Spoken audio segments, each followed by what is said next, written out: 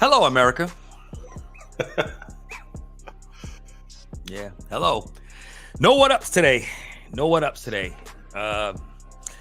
It's a very solemn Tuesday for Laker fans all over. And just want to say hello. Good morning to everyone. Hope everyone is having a good morning, day, afternoon, wherever you are, whatever you're doing. I don't know. At this point, I don't know if it even matters. But nevertheless, Don is here, Rod is here, and we are the representatives of the Brooklyn Beards and Ball Sports Talk Show. You know what to do. You hit the button, comment, like, share. We appreciate the love, as we always say, and thank you guys for supporting us. Yeah, I'm here, and Don is here, and Don, you look good, man. You look good. See, you got the nice little flowery shirt on there and feeling good. And people are going on vacation. It's Yeah. People are going on vacation. They're about to go fishing and swimming and snorkeling, doing a whole bunch of stuff. So I thought I would wear the appropriate shirt for it. But I don't want you to give the introduction. Don't give us a LeBron post-game press conference. I don't know if I'm retiring from Brooklyn Beards and Ball. No. What up? Welcome to the Brooklyn Beards and Ball Show. Rod is not going to do this whole LeBron. Yeah, I don't even know what I want to do anymore. I don't know if I want to play with my son. No. We're not allowing that today. We got a lot to talk about. The brooms were out. LeBROOM happened yesterday. Yes. A-Dust. Not M-I-A-D. A-Dust. So we are excited about this show. It's going to be wonderful. And listen, we're going to talk about how the highs and lows of the season of the Lakers. It's not all bad, right? At the end of the day, do we really think LeBron is going to go out? He's going to end his career getting swept? I think not. But without further ado, man, let's get into it.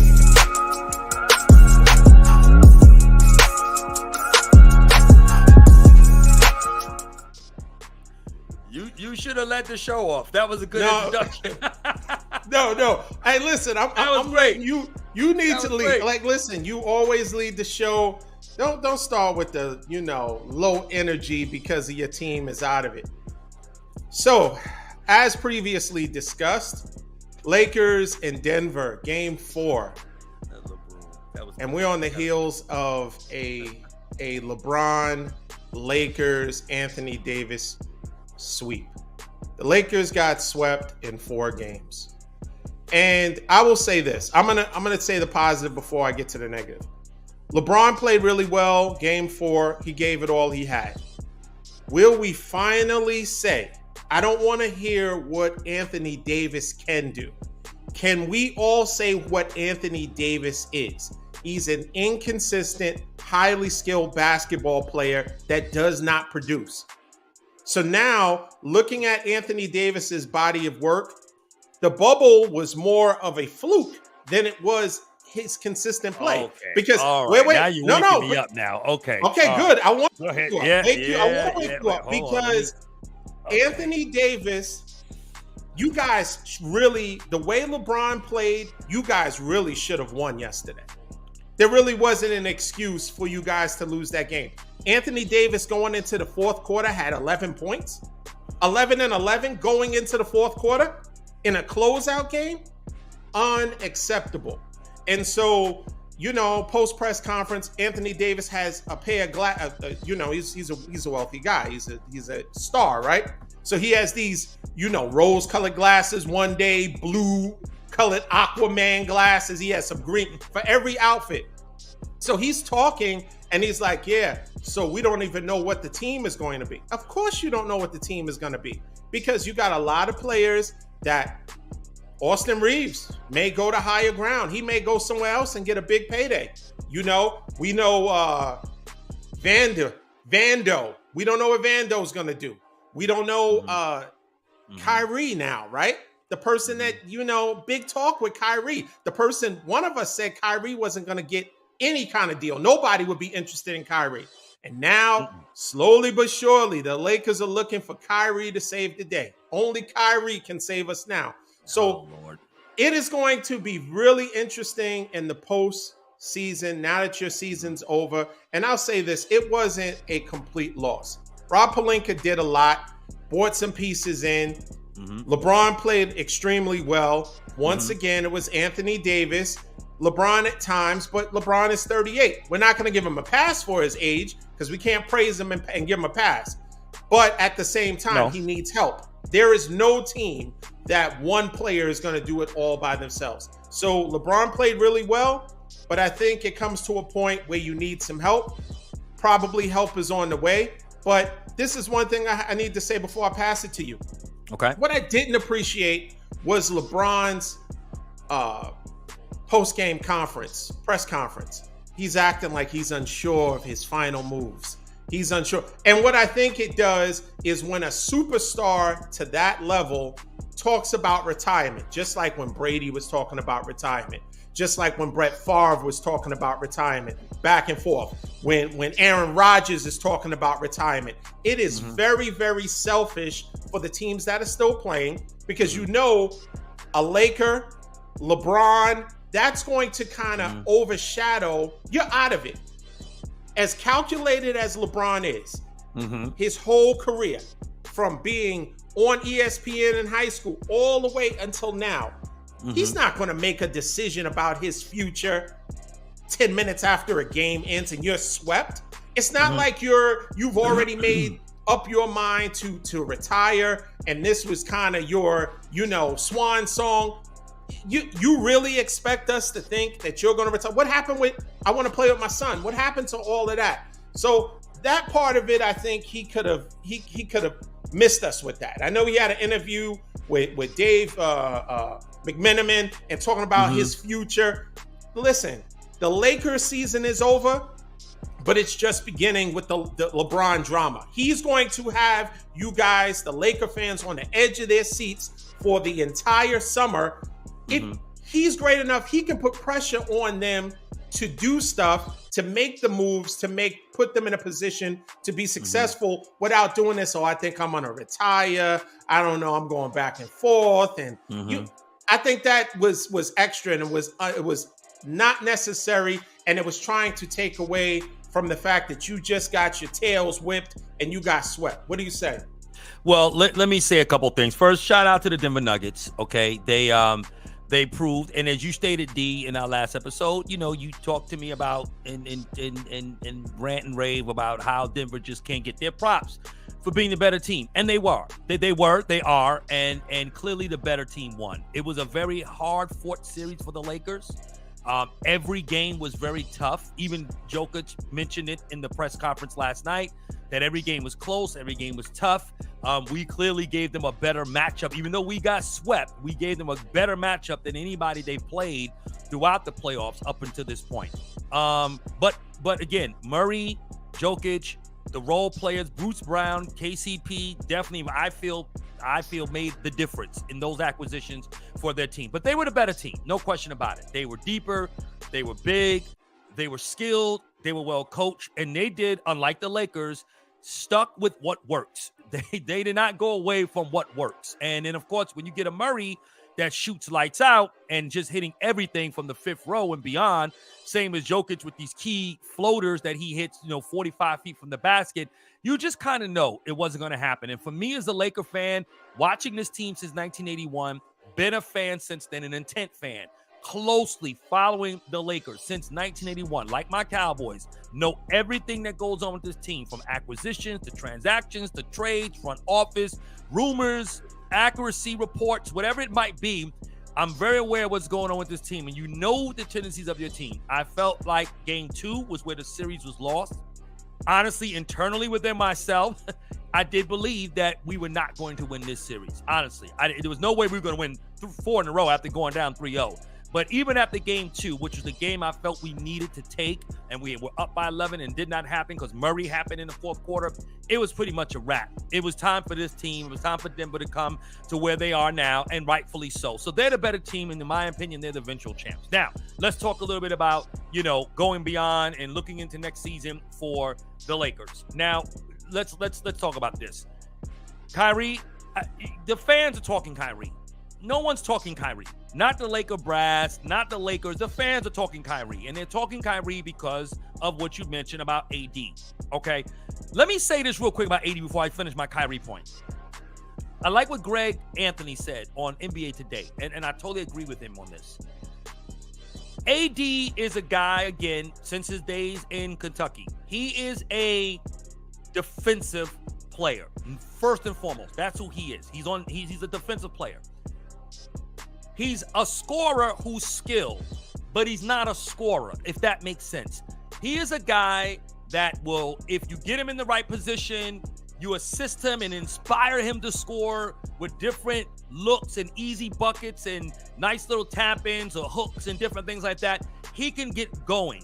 He's not a KD. He's not a Booker. He's not these guys that you could just give the ball to and say, hey, go give me a 35, 40 every night. That's not AD. He wasn't even that when he was in New Orleans, for all intents and purposes. He is an anchoring menace on defense. That's what he is. Now, he can score because he is skilled, but he's not that type of player that's going to give you consistently 35 points a night. He can score points, but he's not a scorer. So that's the thing with AD that's different. And I understand he is inconsistent when it comes to the scoring, but I'm going to give you the truth. AD played his butt off in these playoffs. And if it wasn't for AD, we're not in the Western Conference Finals. And if it wasn't for AD, the games would not have been as close as they were. He played well defensively. He really did. Now, he struggled offensively. Shots that he was normally falling like they were in game one, they just weren't falling. He had good looks. He was around the basket, just couldn't finish. That's all it was. Now, you can knock him for not being aggressive and demanding the ball but again, that's just not who he is. It goes back to the argument with LeBron and Michael, right? And Kobe. Those guys are alpha males. They want to take it. They're going to score. Whereas AD, that's just not his personality. He's got to get the ball. He's got to get into a rhythm. There needs to be some form of inspiration to score. I would have liked to see him be more aggressive. He has the ability to put up big numbers because we've seen it. But it is frustrating that he is inconsistent. But at the end of the day, and to your point in your soliloquy in this opening, AD is who he is, and that's what he is. So the Lakers, what most fans are thinking is we need to get the third scorer. You bring in Kyrie, you're going to have a Westbrook situation all over again. And here's what I mean by that. Not in terms of production. We know Kyrie can drop 60 in his sleep. He is artistic. He is box office, as they say. He is someone that when you watch him play offensively, the man can play basketball. But the problem with this guy, with Kyrie and Donald, there's nobody in the world that knows Kyrie better than you. Okay, you know, if the only way we could get a Kyrie, we'd have to let Rui Hachimura go. You don't want to lose Rui Hachimura. You need Rui. You need Reeves, AD, and LeBron. That's who you build this team around. Everybody else can be shifted, moved about. You move Beasley, you move D-Lo. You definitely D-Lo. We know, but I'm not even gonna waste time on that. We already know what that's all about. Enough being said on him already. You got to be able to build around those four guys, all right? Because in my opinion, Donald, you don't need to necessarily have another great superstar. You just need another star who really can play off the ball, or who can give you on-the-ball play, pick and roll. They got mid-range. They can handle the rock, and they're good shooters and good defenders. That's why I like Fred VanVleet, because in my opinion, I think he's a better fit than Kyrie. Kyrie is a defensive liability. Yes, he can give you points. I don't think having him would have prevailed against Denver anyway. I don't think so, because they would have just ate him up defensively anyway. And then not only that, 25 games into the season, Kyrie is going to want to go to Africa. He's going to want to dig wells. He's going to want to build schools. He's going to want to be a nomad. He's going to be a monk for about a month. Then after the All-Star break, we're not going to find him because he's walking the beach somewhere trying to find himself and reflecting on life and whether or not the earth is flat, round, it's a trapezoid, a parallelogram. We don't know. So we can't trust him. He ruined Boston. The minute he left, Boston ascends. He ruined your Brooklyn Nets. okay? And we see what happened there. And so it will be no different wherever he goes. I don't think he wants to. He's not going to get a super max. Why do you think he left Brooklyn? Because Brooklyn said, no, we're not paying you. We're not paying you the max you want. And he's not going to take less money to play in LA. Why? Because he'd already lost too much bread the last 2 years. So he's trying to reback up on his bread. His capital's a little low right now. He needs some bread. So you think he stays in Dallas? Possibly. And that's another team who he ruined. You were in fourth. They were in the fourth seed until Kyrie got there, and now they don't even make the playoffs. I don't think he ruined that team. I think. Listen. They're role players, right? If we're honest, their role players didn't show up. Very similar to Lakers. Very similar to, well, we can't say Boston because their stars haven't showed up. So if your supporting cast either doesn't show up, or in the case of Phoenix, can't show up because you don't have anybody. Once again, I think the only point that I agree with you is that Kyrie is not taking any pay cuts to play with LeBron. Now, not LeBron was talking about in the post game that, I'm not sure, but he stands to make $47 million. You think LeBron is walking away from $47 million? Even as a billionaire, he's not. And let me make that point real quick, Dean. I'll throw it back to you, just on the LeBron retirement thing. To your point, you're right. LeBron is calculating, like Brady, like Jordan, all the greats. They do this all the time. Aaron Rodgers did it in Green Bay, to your point. It's what they do, right? It's all about the suspense. It's to keep them relative. Not that LeBron needs any ammunition for relevancy, but the thing is that it's what the great ones do, right? So you got to put that suspense out there. It's all calculated commentary. LeBron ain't going anywhere. They know LeBron's not going anywhere. He's not going to walk away from $47 million, and he's not going to end his career on a sweep. Now, he's going to be very instrumental in building this team back up. They're going to have $30 million in cap space. Not enough to pay a Kyrie with what he wants. And so, as we already agreed to, he's not going to take a pay cut to come to the Lakers. You're going to have to be able to you got to find first your identity as a team. What got the Lakers, a team that started off 2-10 into the Western Conference Finals? It was the guys you brought in, and the only one that showed up out of the guys you brought in was Rui Hachimura at the end of the day, right? Vando didn't even play yesterday. Beasley didn't play since Memphis, and then you didn't have and D'Lo was trash, right? Out of the main guys that you brought in, I thought we probably should have caught some more Gabriel. I thought I would have played him probably more than Tristan Thompson. I know he gave a little something, but I really don't. I didn't like the move yesterday. I would have rather Gabriel, because I like Gabriel's a little bit more athletic than what Thompson is, but for whatever reason, Ham didn't go with him. But the truth I was really looking for Mo Bamba to come. Don't say it. I know I was looking for him, and he didn't show up. I was a little. I really hope we keep Mo Bamba. You're gonna see next year. You're gonna see Mo Bamba is and he can shoot the outside. He's a good. So let me ask you this real quick. Okay, finish your point. Well, my point is basically that defense. That's got to be, and don't lose your thought dealing the question about the axe. That has to be the identity of this team. We were the number one defensive team in the league.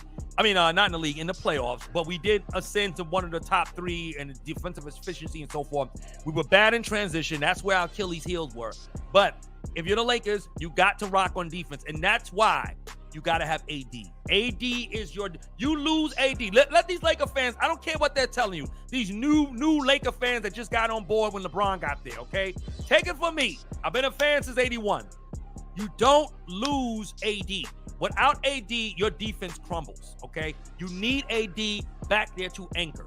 So you build around AD. You're going to have to build around whatever you got left in LeBron. And I think the only contemplation, with LeBron is, Donald, in terms of him retiring, LeBron just going to have to find a way how to preserve his energy. In that third quarter, they were trying to get AD and the other guys going. LeBron said, look, guys, I gave y'all a 15-point advantage. Please just hold me down. Just don't lose a 15-point lead. If it gets to 10 or 8, but just try to hold the lead, okay? Until I can get a little rest in this third quarter. I'll still be out here, but let me play off the ball. Let me get my wind. Let me get my legs back. And then in the fourth quarter, I can come back. I'm not 31 anymore. I could have gone for another 40 in the second half, but I don't have the energy to do that. Guys, hold me down. And they blew it.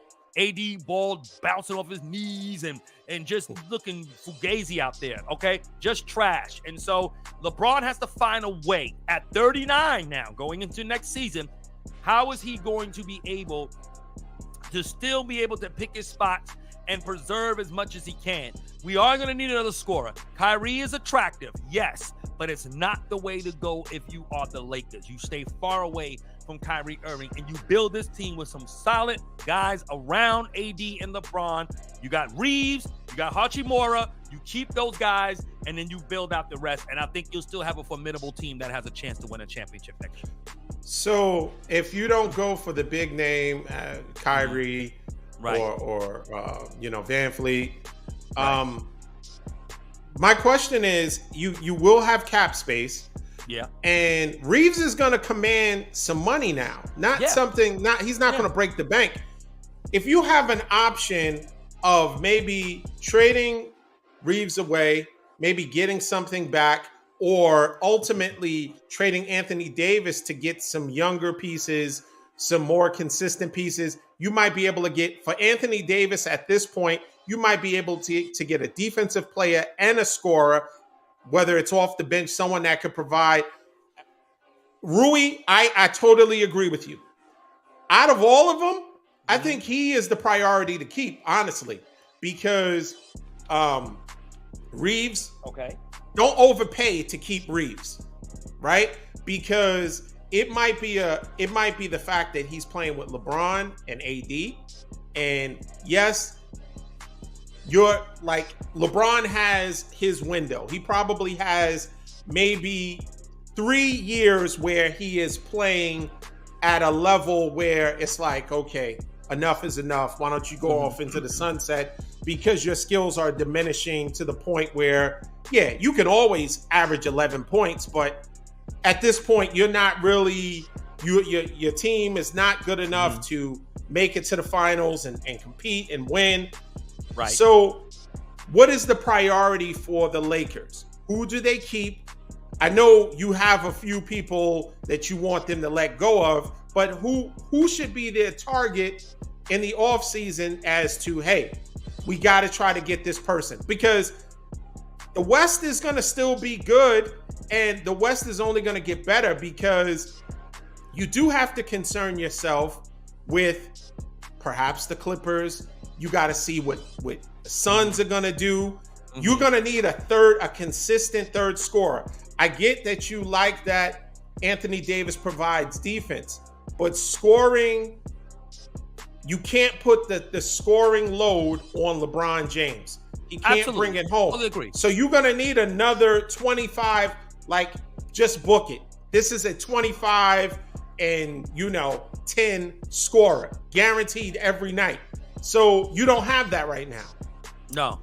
Anthony Davis can do it, but we're talking about what will he do. And so that's where I think you guys need to focus on it. And maybe you use Anthony Davis, to get some younger pieces. I know it's you're in a tough position, but you're saying it's keep tough. Rui and keep Reeves. Don't go for Kyrie, but keep Anthony Davis. How does that make you guys better? $30 million in cap space. Once you pay those guys, you're not going to have much to bring someone that's really going to move the needle. You get what I'm saying? Well, you're right. And you won't have anything left if you even bring Kyrie in and lose Hachimura, right? And because they could, based on what's been reported, you could keep Reeves and still sign Kyrie. But at the end of the day, you're still compromising your bench, right? You're going to be another Phoenix Suns when it's all said and done, or Dallas Mavericks. You're going to lose a lot to gain, and I don't know if it's worth it. I just don't, especially with Kyrie the way he is. But losing AD, look, it would have to really be, and I'll be honest with you, I don't know, right? I mean, I have to really do some research on the landscape that's out there. Your free agents is Lopez. Lopez is a good defender, but he's gotten a little long in the tooth, right? I mean, he can shoot, but, he's a good body, and I think the Lakers need to keep some size, because that's what gave us advantages against other teams, is our size. But do you want him? Do you want Kuzma? He's a free agent. You're not thinking about bringing Kuzma back. He doesn't move the needle, Do you bring, and like I say, I think Van Vliet is a good pick. I'll give you a pick. I'll give you a thing and see if you would do it. Would you trade Anthony Davis for Van Fleet and Siakam? Anthony Davis for those two. You got a point guard. Siakam plays good D. Siakam is consistent. He can score. I would probably You're losing consider that. Yeah, I would consider that. I mean, Van Fleet he's a free agent, so I mean, and I think there's reports that Toronto may end up signing him back. I think they're committed to trying to keep him, but if that was a possibility, yeah, I probably would take that. I would take that because I like Siakam. He good defense. He hustles. He's really good, and he's going to be consistent in whatever he gives you, right? So I think he would be good. And then you got Fred on the ball. Fred is a 40% 3-point shooter.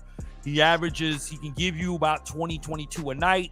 You know, he's consistent with his numbers. So between him and then Rui and then Reeves, I think you're good. But you got to keep the defense, though, because Reeves is a liability defensively. He's not a great defender. So, you know, but he can score. So, he gives you something. Like, if D'Lo was only able to give you, if D'Lo gave us 18 to 20, we would have been all right? I mean, even though he was a defensive liability, but he gave us nothing in return. So Reeves is not defensively sound like that. But, you know, and Reeves, you say not to overpay for him, but you gotta admit, though, D, there's a lot of upside to Reeves. And that dude didn't freeze. He didn't get scared. First time in the playoffs. Like, I mean, he played like he belongs out there, man. And he's a dog. I like his mentality.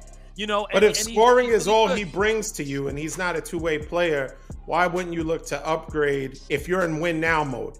You can't look, as Laker fans, of course, you're looking longevity. But if you're in win now mode and you're only going to have LeBron for another maybe 2 to 3 seasons max, then why wouldn't you go for a Kyrie who, if it's scoring for scoring, they're not in the same stratosphere. Let's be honest. They're not. But and if they're both defensive liabilities, you would rather have the person that could average 20. I mean, Kyrie was averaging 27 points a game. You can't use, the Lakers can't use 27 points a game? No, they can. They definitely can. But the thing is that with Kyrie, it's hard to ignore. Even though we want to try to keep this in a basketball type conversation with Kyrie, but it's hard. You just can't with that dude. He's too unpredictable. And Reeves' future, right? If you're the Lakers, you got to say to yourself, we could potentially sort of build not around him solely, but he could be a good piece for us going forward. I mean, LeBron's not going to play forever, right? And LeBron's going to leave us at some point because wherever Bronny goes, that's where he's going to want to go. And so they're going to let him go. I think he's even got some stuff in his contract from what I heard. I don't know how true it is, but he'll end up being able to move on, right? So I think Reeves is a nice piece. You don't want to get rid of that guy. I think you want to still keep, and he has a lot of upside. Reeves could give you 27 tonight. Remember, now he's not getting a lot of shots. He don't get to take a lot of shots because you got AD and LeBron there. But nevertheless, it's a thought. It's a thought. But I like the way the Lakers good. Congratulations to the Lakers. I still think we had a great season. Unexpected, heights that we reached this season. But as Laker fans, we want to win the chip, and so we came short. But it was a great run, and shout out to Rob Pelinka. I thought he did a really good job. So yeah, getting us and making us competitive. So yeah. All right. Well, that was painless, right? I mean, listen. Yeah, that wasn't actually too bad. Yeah, that wasn't. But we do both agree LeBron's not retiring, right? No, he's not retiring. That is all for dramatic effect, right? We do agree. Well, it's for the with that. Documentary you said he's coming out with, right? So it's of course. Yeah. Of course it is. He's got to do his own last dance, right? Right. Of course he does. So you think, real quick, what will the Lakers look like next season? What we look like next season? I think we'll look, and we pretty much said it already. I think they will look good. They will look good. Even if we had to run it back with this team again, I still think we would still look good and stay competitive. But obviously, we got to make some adjustments. And so I think the Lakers will still look good. We're going to be competitive.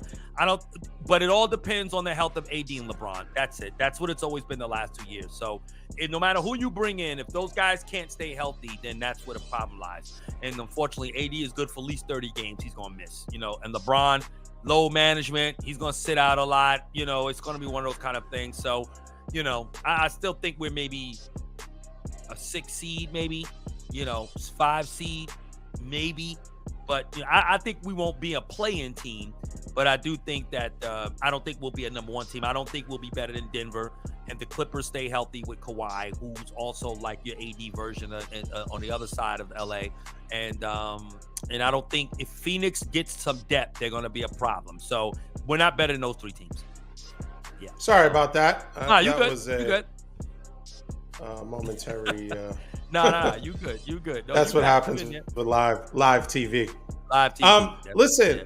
Ultimately, what say you? I think you guys will have. Well, I'm sure. I have faith that the organization, as great as it's been.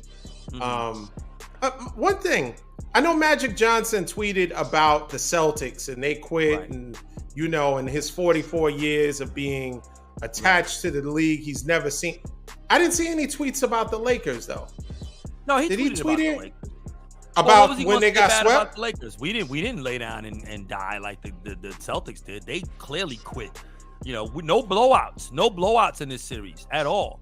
No blowouts. Every game was close. We played hard. We fought. So, now, can I say this? You had mentioned, and I just want to use this as a point of reference. You said that the Lakers played Denver the best they have in this playoffs. How is that possible if they got swept? Can we say that Phoenix played them better? Phoenix had two. Let me ask this. Phoenix won 2 games with 2 players. Yeah. The Lakers we agree that the Lakers had a deeper bench, better supporting cast, and they were able to win 2 games. So how is that? How did they play them better if they got swept? Because when you look at the way we matched up against Denver versus Phoenix, though we lost those games, schematically, we played them better. And games that if you look at maybe if the Lakers, say LeBron not taking some illegitimate threes, or if you get a little bit more consistency from AD, maybe perhaps, but that was a hard fought series. Yes, they swept us, but we played them better. Let me tell you something. Phoenix got blown out. They got blown out. They got on their home floor at that. Yes, they won 2 games. I mean, yes, okay, on record, it's going to go down in the annals of the recordings that they won 2 games. And yes, Booker scored 90 points and KD scored 80 in every game that series. But at the end of the day, with all them points, you still didn't. You posed no threat to them. They were not concerned. They were not worried. They were not even. They were not in because they knew they were the better team. They knew they were the better team. But what I'm saying is, they knew they were the better team. Laker fans will feel good about saying that. Yeah, even one of us on the show was like, "Hey, listen, they know Jokic is staying up late at night because they're playing the Lakers, and they swept them." So no, no. No, but yes. Just take the sweeping like a man. Just swept. The Brooms are out. We got swept. But swept. You got swept. Okay, swept ginger ale. But I'm gonna tell you this though. You got swept out of there. So I guarantee there's no you we lost better. There's no such thing as we lost better. You lost. Sure there is. There's a such thing as losing better. There is. There is. Well, it's winning 2 games or getting swept, which is better? Yeah, because okay, let me tell you something. If you won 2 games and lost in 6, but you got blown out pretty much in every one of those games, and those games never even gave you a feeling that Denver was ever threatened to lose that series. Unlike losing in 4 games, and let's just say 4 games go almost into overtime, all right? Clearly, the team that prevail is going to say, though we swept them, that was the hardest fought series that we had, even though Phoenix did get 2 wins on us. But those wins were meaningless wins. I mean, y'all came back home. They won. 2 guys. They did all the scoring. But Denver was never threatened in that series, D. Did you ever feel like Denver was ever going to lose that series? Well, once Chris Paul and DeAndre Ayton, they put DeAndre on a respirator. No, of course not. Right. But prior to that, before Chris Paul got hurt, they would have possibly split the first 2 games. And maybe it's a different outcome. We can't talk in what ifs. We can only talk about what actually took place. And when they played, they did win 2 games. They did. I'm not taking anything away from their 2 W's. They got 2 W's against a team we got swept by. No question about it. Yeah. But, so I think we can segue into the next topic. After we got that admission, we can move on.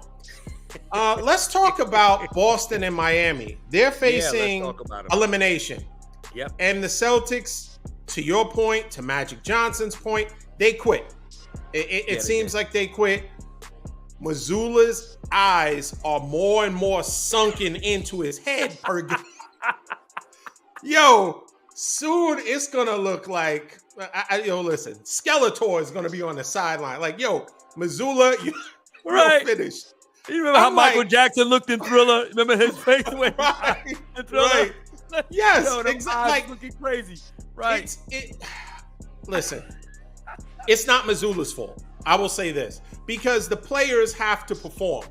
And this is not a role players issue.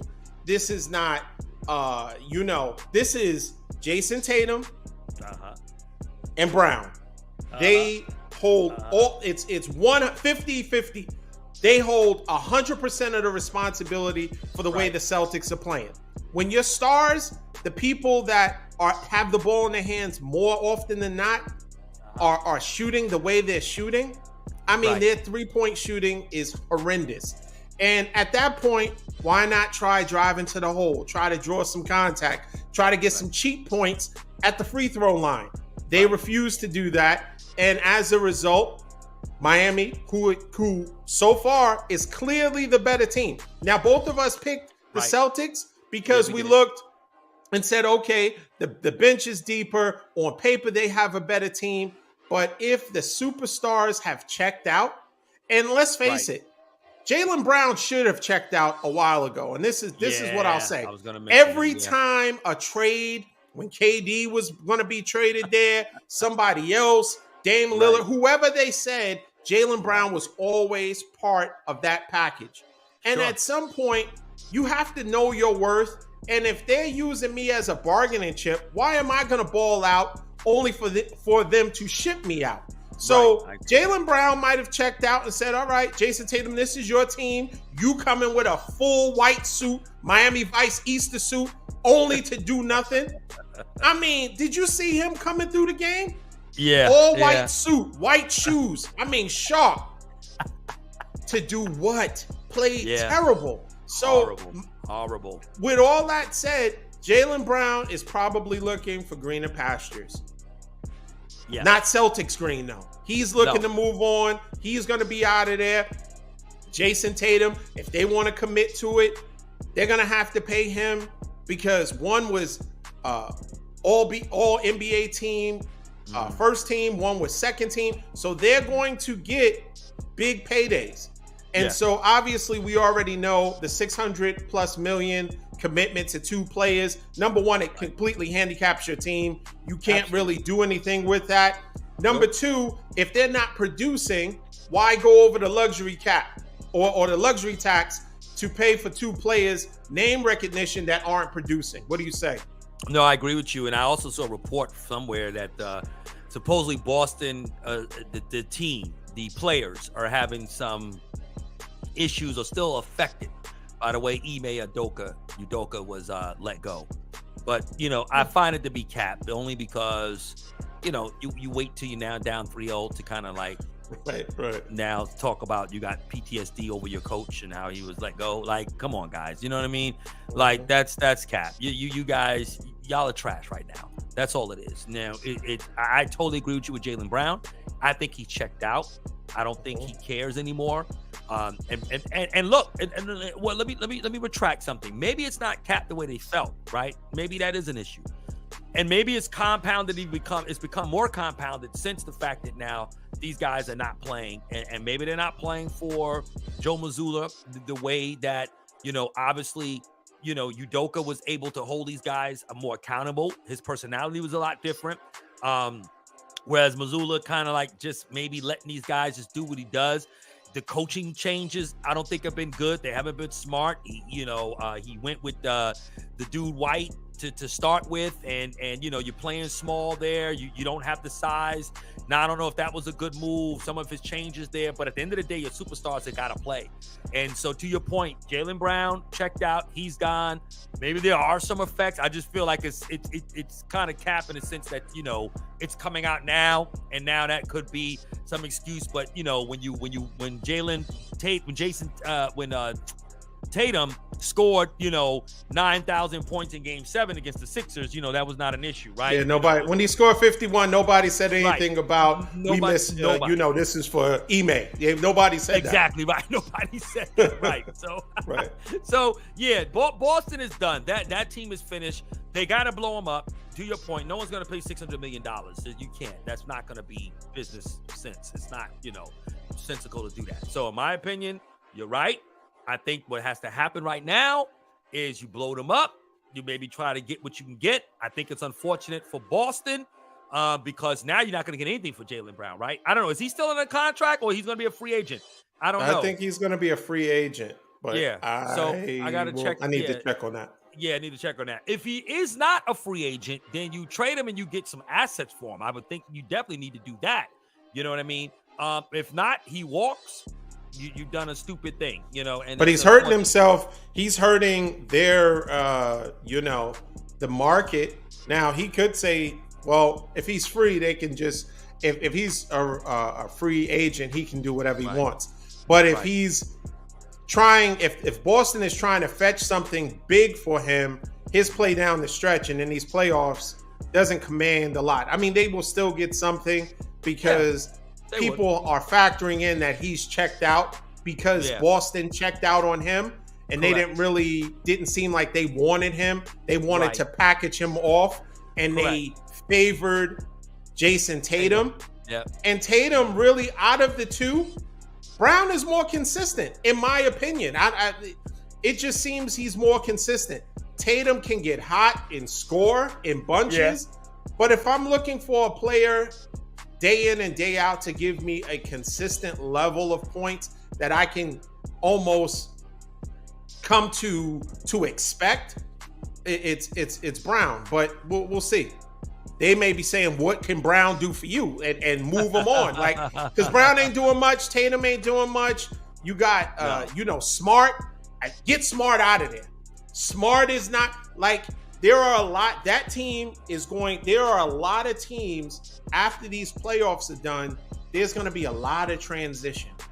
Because the Celtics do need to blow that team up. Yeah, Horford needs to go. I would keep Williams, Grant Williams, or maybe you let him go. I would keep Robert Williams, Obviously, Jaylen Brown, Tatum, one of them is going. Smart, I would move him on because I don't know. Yeah, I think with Smart, and he's a good defensive player. I think, again, it goes back to what I've said about the Lakers, right? What's going to be your identity? Do you want to still remain a team that's known for their defense? Because that's what got Boston to the finals last year. They were a great defensive team, and they stopped people. They got stops. You had Horford down there, and this is without Williams last year for the most part, right? And so, you got Williams back there. You got a good defensive team. White is an all-NBA defensive player, right, this year. And then, again, Smart's been known for his defense. And six-man was a disappointment. Brogdon, game. Yeah. Brogdon, terrible. He was so good when he was with Milwaukee, but then, he was. He was. Yeah, but he definitely rescinded a lot since being with Boston. Yeah, I thought he would have made a little difference for them, but clearly he didn't. And again, he walked into a situation too, again, like we said, with everything going on with Ime Udoka and what happened there, and then Brown feeling the way he was, getting into his feelings about being traded and stuff like that. So, look, these guys got chips on their shoulders, right? I mean, Jimmy Butler, he's still feeling the way he's feeling, right? Because I think, who was it? I mean, Tobias Harris. They kept Tobias Harris. Right. They chose Tobias Harris and Philly. Ben Simmons. Simmons. That's who it was. It was Simmons. That's who they decided to go with. They wanted to go ahead and go with Simmons. They gave him the money instead of Jimmy. So these guys play with a chip on their shoulders. They're athletes, right? So the competitive nature is part of their DNA. But that's just it, right? If you're Jason, Jesus, just so many J's and Jasons and Jaylen Brown. That's why, to me, you play the game, right? Because you never know. If he balls out, to even prove a point to say, yo, I'm just as good as Tatum. I know he's y'all's favorite. I know y'all love him. He's going to get his $351 million because that's what he's eligible to sign come next year, after the season next year. You know what? Fine. But I'm going to ball my brains out, and I'm going to let everybody know that I am that dude, okay? And I'm going to get my money. And that's the whole thing why I say if you an athlete like a Jaylen Brown, who I consider to be star/superstar in that kind of in that range there, you need to ball out, bro. That's why Butler, you got to give a lot. I know we get ready to talk about Jimmy in a minute. That's why Jimmy is who he is, right? It doesn't matter. That dude, you want him on your team no matter what. And you will pay him top dollar because everywhere he goes, he makes everybody better. And you don't let a guy like go. Imagine him there with Embiid in Philly. You think they lose that game? You think they lose that series against Boston after being up? No way. It's not happening. Nope. You know what I'm saying? So that's why you play. That's why I say these guys, they get so temperamental. They get in their feelings. And look, bro, at the end of the day, it's a business, right? It's a business. And you trade talks, all that stuff, it's part of it, man. It is what it is. Listen, you getting paid gazillions of dollars, bro. It ain't like your money gonna stop if they trade you somewhere else. I get it. You get homey, you get close to your community, all that stuff. But end of the day, family aspect, schools, and stuff. But come on, man. But you can travel, right? You don't have to uproot your family with every, wind of doctrine. No. You don't have to uproot your family every time. Like, if it's a long-term deal, now if you're traded and let's just say, depending on, because ages matter, right? Certain ages, if your kids are young, maybe you can move them on. But if they're, junior high school, going into high school, it might be a little more difficult to uproot them, right? Because they have friends and all of that stuff. I always say it makes kids resilient to move, right? Yeah. And it adds something to them to be able to learn, adapt, meet new friends, new people, new environments, and then learn to thrive, right? But I understand that it can be a situation, your family, your structures, everything is set, and now you're moving from, LA to Cleveland, let's just say. It's a big difference. It's a culture shock. So it does matter where you are moved to. But at the end of the day, it's not like, they're moving you to Mars, right? So you can transition your family in time. You have, there really isn't any excuse to, if you're in a better position, if ultimately leaving your comfort zone, your environment that you feel comfortable will give you the ability to spread your wings and play better. Right? And really showcase your talents. Because we've seen that this season. Players have moved on. Mikal Bridges, right?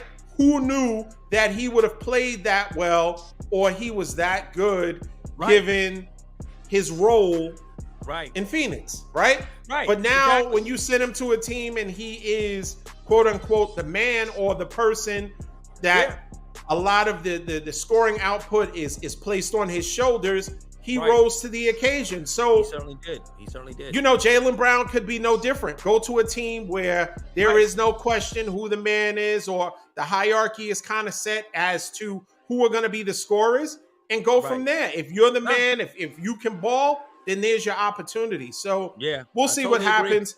But let's quickly talk about Miami, Jimmy Butler, and Eric Spoelstra. Coaching, we already knew the coaching, high coaching advantage. The consistency of the players. Jimmy Butler has been balling out, consistent. He is not a player that I feel, and unlike Jason Tatum and Jaylen Brown, more so Jason Tatum, he doesn't have to take the most shots to impact the game. And I think Jason Tatum feels like, I got to get up 20 shots. Regardless if I'm hot or not, because this is my quote unquote my team, I got to get up 20 shots.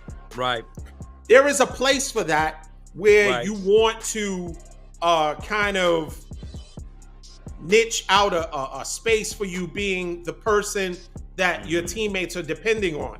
But if it goes outside of the flow of the game and how players who's hot I wouldn't take the ball out of a player who's hot because then they don't have the same name recognition as me for the sake of me getting my shots. And that kudos to Jimmy Buckets for not doing that. If Duncan Robinson is hot, well, we'll keep feeding Duncan Robinson. If Vincent is hot, if Martin is hot, we'll just keep giving them the ball because I'm already, I've heard Devin Booker mention this, the gravitational pull that superstars or great players afford you.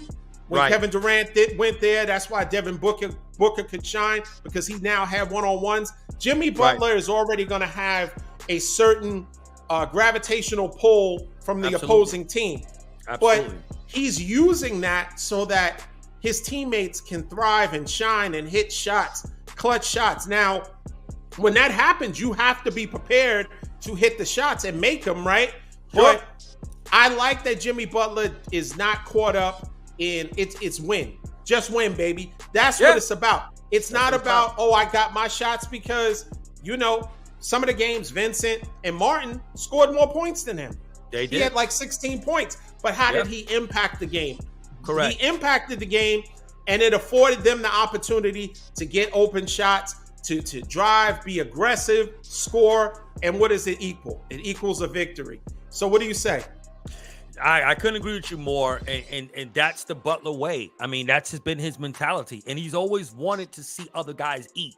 Even when he was in Minnesota, he wanted to see those guys. He wanted to see Cat and those guys eat, but they just didn't have the mentality. They didn't understand his toughness, right? Because Jimmy's got that old school persona to him and that work ethic that's in him, right? And so, the guys in Miami can appreciate it, and they understand what it takes to win. And so he's got a class of guys around him, the others, as they like to say.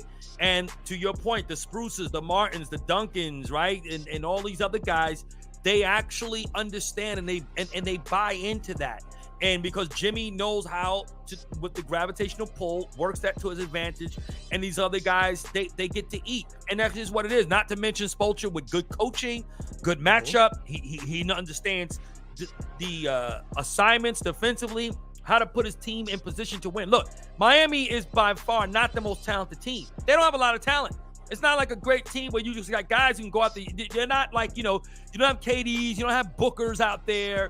You understand what I'm saying? You ain't got no Kobe's and all these guys that could just go out there and rock the house. They don't have guys like that.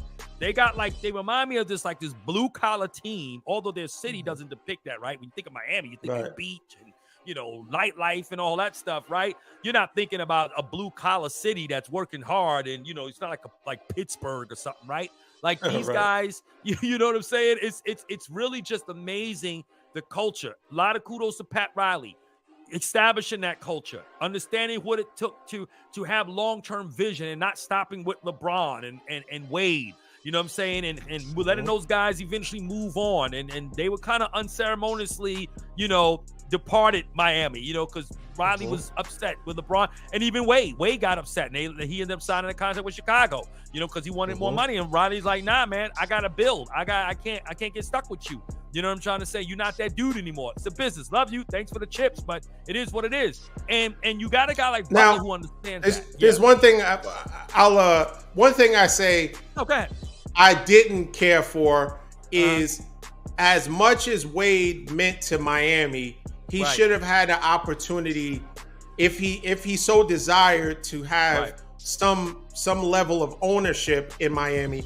It should have been offered to him. He shouldn't have had to go to Utah to get some type of ownership if that's what his desire was. That's all I want to say. But you can go back. I concur with that, and that's a Mickey Arison thing, right? I mean, because Riley doesn't own the team, so that Arison, that I agree there. Because really, what it was, Wade felt like he needed back pay.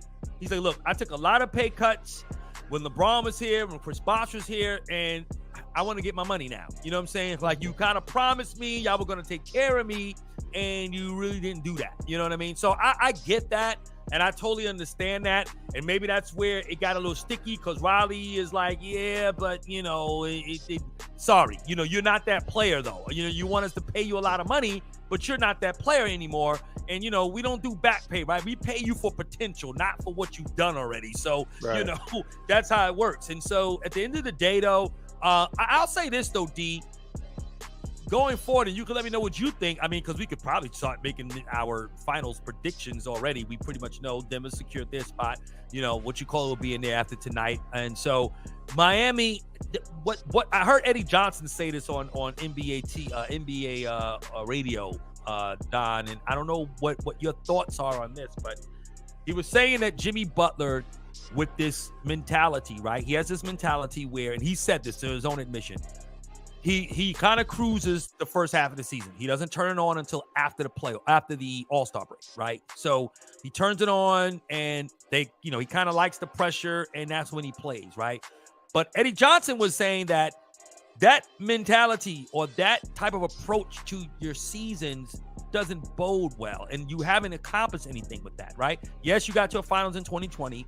Yes, you get some, you get some major upsets in your playoff runs and so forth, right? You lost, you got embarrassed by Atlanta in the play-in, right? And then they were down by like 6 points with 6 minutes to go against a bad Chicago team and pulled that out, right? And so now here they are in the Eastern Conference Finals, one win away from getting into the finals. But do you think that prevails, right? Because they're not going to beat Denver, D. They're not going to beat Denver. And so, but I will say this. What do you say? They won't get swept. So America, if they don't, oh my goodness. Shout out to Infinite Audio. They will not get swept. They will win one game. And that will be that'll be a whole nother show. But I don't think they will not get swept. They won't get swept. That was good comeback, D. That was good. Okay, that's all right. You could listen. I did this to you when your Nets lost. I did this to you. I threw my jabs in there. And just say my Nets with no superstars.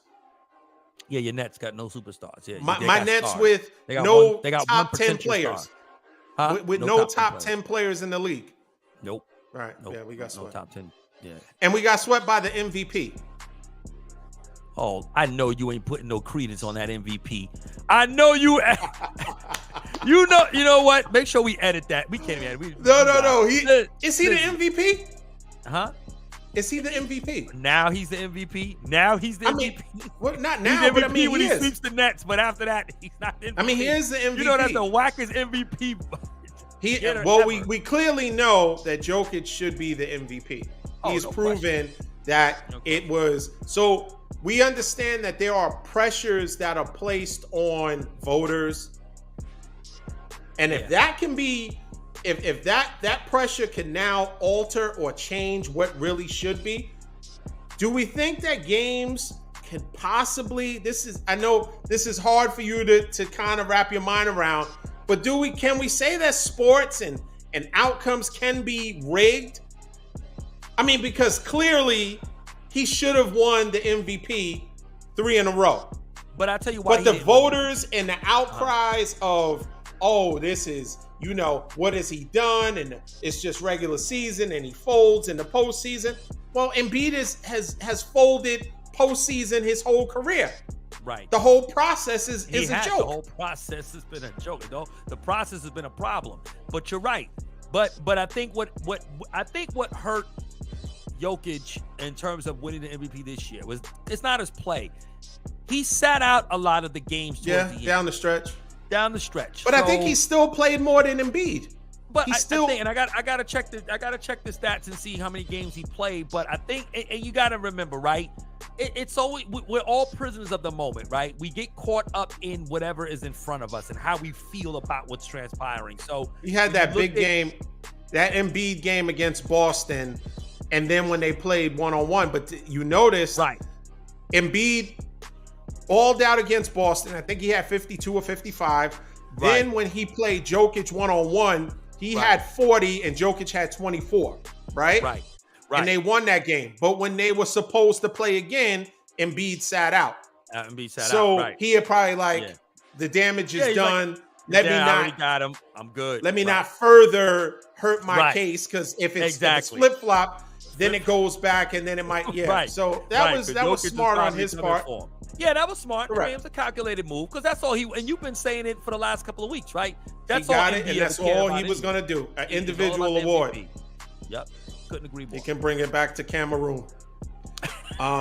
So yeah, that's all. I mean, that's all it was about. Yeah, and Philly's a team that's going to blow up. I mean, there's going to be a lot of teams with either new coaches, maybe a new philosophy, scoring wise, new team completely, because the top 3 teams are going to have some type of change, either with the coach or with the personnel is going to. So the East is wide open. Brooklyn. Yeah, East is open. Stand up, Brooklyn. We listen, we make some good moves. We'll be right back in it because the East is going to be wide open. No, you're right. No, I mean, Brooklyn. Actually, I give Brooklyn a chance. I do. The Knicks are in flux, right? Because what are you going to do with Julius Randle? He got to get out of there, right? Giannis, they're not going to move. And the Bucks, they have to get a new coach. New coach. Yeah. Right? Who else? The Celtics, Jaylen Brown, Jason Tatum. Boom. They're going to blow that team up. They're blowing Missoula, that blown up. Mm-hmm. He might just I don't think he should, but he should. I don't think he should. But I agree. No, Brooklyn isn't a good chance, right? Because there's a lot of Philly. Changes coming. So the top 3 Philly teams, too, there's going to be changes there. You know, Cleveland will still be intact, right? Yeah, pretty much. Yeah. They got young players, whatever. They're going to still be intact. So we'll see what happens. But it's no clear cut East wise, and we'll see what happens in the West. But no, you're right. I agree. Yeah, but it's gonna be good next year. It's gonna be good. It's gonna be good.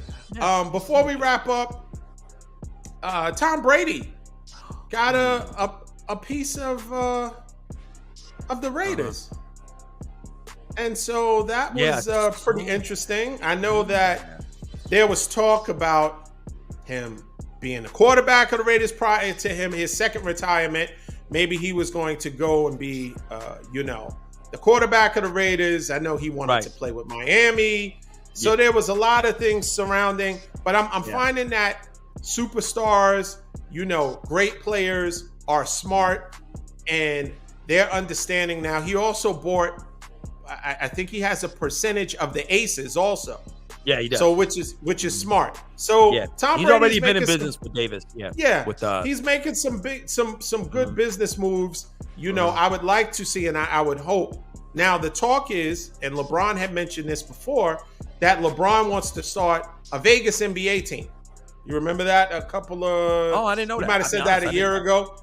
He was interested. He wants to own a team, and I think if any superstar will have that opportunity, it will be LeBron. They gave it to Michael Jordan, and after not being successful, Michael Jordan wants to squander it. Minority owner, and as important as ownership is, I don't think he should do that. But I was, and one more thing before we close, I thought that it would have been fitting for Michael Jordan and the Hornets to get Wembanyama or whatever his name is, because they almost had an opportunity, and I would have been like, wouldn't that have been something? Yeah, then Jordan be like, I changed my mind. I changed my mind. Now, it's too late now. But exactly. Right. The cream always rises to the top. The Spurs, they've been kind of dormant for all these years, and now having this lottery pick, they may be right back into the mix. Right. I mean, he's gonna have to put on some. He's gonna have to take a lot of protein shakes and really bulk up, because playing overseas and playing an NBA season with his body frame, he's gonna have to bulk up some. But it's looking promising. He will. But that kid is special. Yeah, he's awesome. Now, what do you have to say about Tom Brady's ownership? Brady, listen, man, Brady's doing it. He's got a $325 million contract. It's going to kick in next year when he takes over, which they said won't have any issues as far as him being an announcer with CBS. I think it is, right? Is it CBS or? I know, Fox Sports. Fox, that's right. Yes, Fox. Yeah, Fox Sports. So with Fox Sports, so they say there's no conflict of interest with him owning a piece of the Raiders, and which I didn't think it would be, So, I think it's great, man. Listen, it's a good move. Josh McDaniels is there, right? His former OC. So, some familiarity there. So I wouldn't be surprised if he's going to cut Jimmy G ASAP, because him and Jimmy G. Jimmy G's days are numbered. Once that ink dried, he's like, now I'm going to get you back. No Belichick question, yeah. wanted you instead of me. Oh. Now I'm the owner. I'm the captain. He's going to say that I'm the captain. Right. He's going to get him out of there. You know, I didn't think about that storyline. Oh, That is yeah. interesting. I mean, and I think Brady could be, Brady's petty like that. So I think he of would. course So, he is. Of course he's petty he is. like that. So yeah, First two interception game by Jimmy G, Brady's going to be like, I'm out. You out. You're out. Yeah, bringing the rookie they drafted, and they're going to bring him in. Of you know course. what I'm saying? And so, no, that's a good point. I didn't think about that. No, but shout out to Brady, honestly, man. I just thought about it just now, but honestly. Oh, really? But, okay. No, that was good. So Good on the spot. Tom Brady is going to, he's going to do his thing. But hopefully more former players, the LeBrons, players that are, great players, get an opportunity to own teams. Shout out to Magic Johnson real quick on owning a little bit of everything. Magic who owns Brooklyn Beds and Balls.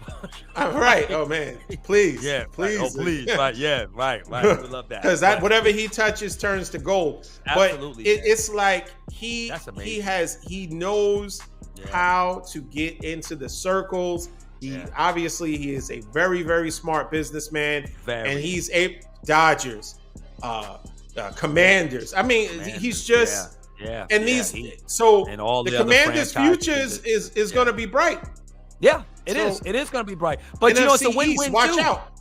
It's a win-win too, D, right? Because if you're the ownership and you got a guy like Magic Johnson in there, you bring in a guy like Tom Brady with the right? It's something you sell to your brass, right? Something you sell to your season ticket holders, right? And they get the feeling like these guys are going to be involved in the decision-making process, right? You know, the Dodgers were successful with Magic coming there, and it just it infuses all of this winning mentality and culture. So it's a win-win situation for anybody that does it, and it's good. I would say this last piece. I'll wrap this in 10 seconds. If you are an NBA player or any player in sports and you get money, please go see Magic. Please go see whoever he's doing business with. Go see him. If you want to know what to do with your money, I don't care if you're still young and you got a rookie deal. Go call somebody from his accounting firm and say, hey, how can I be down? Tell me what I need to do. That's how can I diversify this and stretch this, because it may not be forever. NFL players especially should reach out to Magic and be like, yo, listen, this money ain't guaranteed, and they can cut me in my sleep. This is what I need to do. How do I make this, work for me in my sleep? Man, listen, good show, man. You handled it like a champ, man. I'm here, man. I'm trying, D. And D, kudos to you. I shout you out. You were right. Denver was the better team. I was puffed up in my flesh, but right. But nevertheless, man, they were the better team, and Denver gets the win, and kudos to them. So I don't feel bad. I'm excited about next year. So I did it like a champ. Shout outs to Mike Malone. Yeah, no problem. Shout outs to Mike Malone. I'm not a Malone fan, and I put some respect on his. Malone and Bruce Brown. I don't like them guys. I want to see Brown. Ooh, that guy just gets me. Oh my gosh, he gets under my skin. Bruce Brown? Bruce Brown. I don't like. Oh my gosh, I don't. Oh goodness. It's all right. I don't know. Oh my gosh, him. It's a face that you could really. With that your fist fits perfectly right in the perfect right. Right between that nappy beard of his. Oh my gosh! Oh man, his face is perfect for a nice piece to the jaw, man. Yeah, him and Malone is, Malone is okay. He's all right.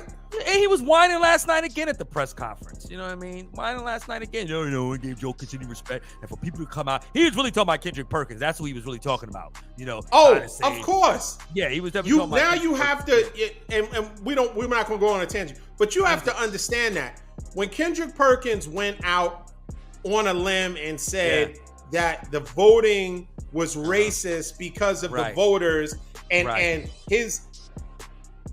his numbers were not accurate and it was not factual, that there was an overwhelming majority voting and it was some. Now, I do understand that it was tilted based on their perception, that it was kind of automatically giving it to Jokic. But Jokic, when you look at it, compared to the 2, he deserved it. He deserved it. And he's proven not only because he got further, but he is bigger. He is a bigger asset to his team. He makes players better. Embiid does not in the way that Jokic does. No. Right? So most valuable player in your team, they won without Embiid. Right? When he was out hurt. Yep. He was. James Harden was able to win without him, right? Yes, he was. So I say all that to say that's why I think Mike Malone has a bee in his bonnet. He wants to try to prove, okay, he deserves the recognition. And by him getting the recognition, some of that shine goes to the coach, right? Of course. Of course, it's not solely give Jokic his. It's give Denver theirs because who's the head coach of Denver? Right, exactly. But he wants something. It is what it is. Glory. But it is what it is. Yeah, whatever. To the victors, I like Jokic and Murray spoils, though. right? Shout out to them. They're very humble guys. Jokic and Murray. I like them. They don't talk junk. I'm saying, but Bruce Brown, and when I see him. But if he has a ring, it won't matter.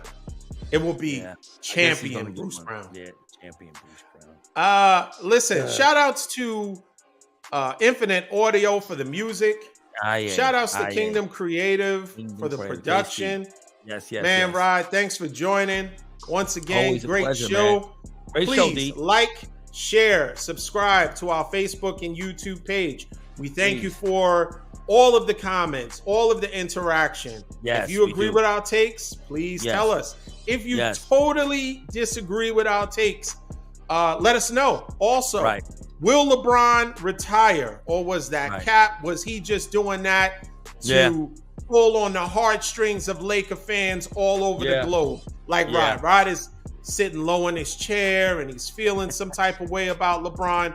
But once again, we thank you for joining us. Until next time, peace. Peace.